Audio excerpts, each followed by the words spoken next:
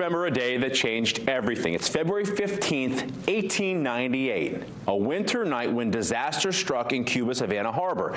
The USS Maine, one of America's newest and most powerful battleships, was torn apart by a massive explosion. More than 260 sailors out of 350 aboard lost their lives in the blast. The Maine had sailed to Cuba on what was supposed to be a friendly visit, but tensions were high. Spain ruled the island and a rebellion had erupted. American leadership sent this 6,000-ton warship to protect American interests. A naval court of inquiry ruled the ship was destroyed by a mine. While they stopped short of directly blaming Spain, Congress and the American public had little doubt. 3 months later, the nation would declare war, and Maine sailors would help spark a conflict that reshaped America's role in the world. Until tomorrow.